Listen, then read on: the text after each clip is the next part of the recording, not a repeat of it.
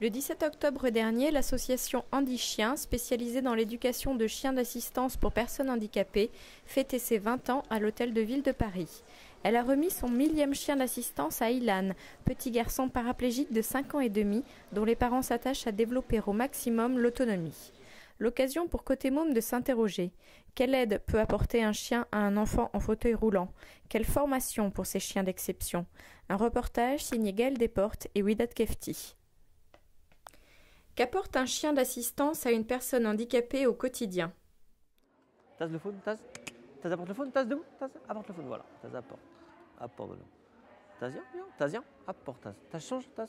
Taz viens, Taz apporte. Apporte de l'eau. Très très bien, Taz viens.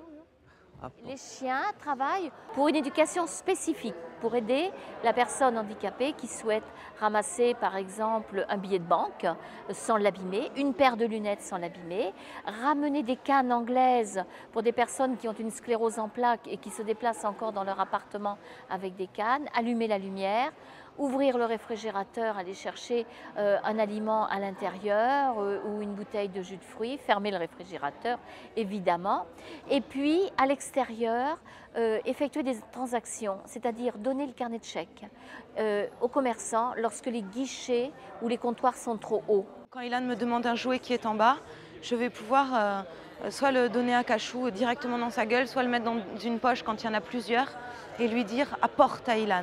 Et aujourd'hui, Cachou sait extrêmement bien qui est Ilan. Et donc quand je lui dis apporte à Ilan et que je lui monte l'escalier, Cachou monte. Il sait que apporte à Ilan, il sait qu'il faut apporter l'objet à Ilan. Donc il est cet intermédiaire aussi entre lui et moi. Vous ne pouvez pas vous imaginer à quel point ces chiens sont réceptifs à tout ce qu'on ressent et sont prêts à nous aider de toutes les façons possibles. Quand je dis qu'il a changé ma vie, il a vraiment changé ma vie en aide psychologique et matérielle.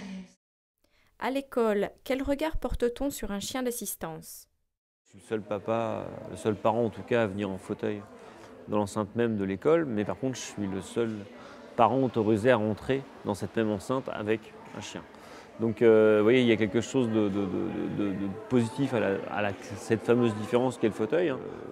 Comme je suis intervenu dans l'école pour justement expliquer le chien, expliquer pourquoi il était là, pourquoi il avait le droit de rentrer, il y a aussi une relation qui s'est instaurée entre les enfants et Taz, et indirectement aussi un petit peu moi.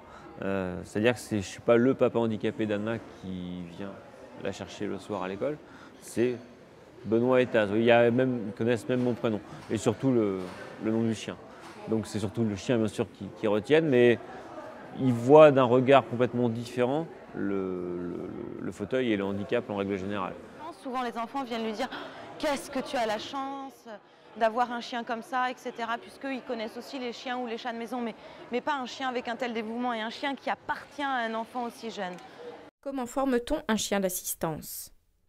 Nous achetons les petits chiots à l'âge de 2 mois, des chiots de race labrador et de race golden, parce que ce sont des chiens aux formes arrondies, des oreilles tombantes, avec un poil extrêmement doux, donc facilite le contact, ou bien pour toutes les relations tactiles avec les personnes et les enfants, c'est extrêmement important. Des chiens qui sont très proches de l'homme, très très proches de l'homme, et puis des chiens d'une taille relativement haute, donc leur tête arrive à la hauteur des mains de la personne qui est en fauteuil, enfant ou adulte. Il n'y a pas de formation spécifique quand les chiens sont destinés à des enfants, puisqu'on ne sait pas. À 24 mois, on ne sait pas avec qui va partir le chien. Par contre, les chiens sont tous manipulés, beaucoup manipulés. Donc, on va nous leur demander de se coucher.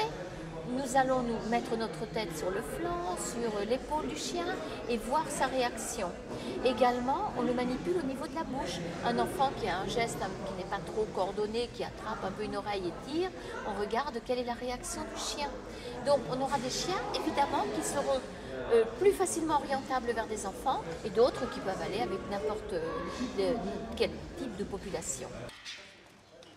Voilà, vous avez entendu?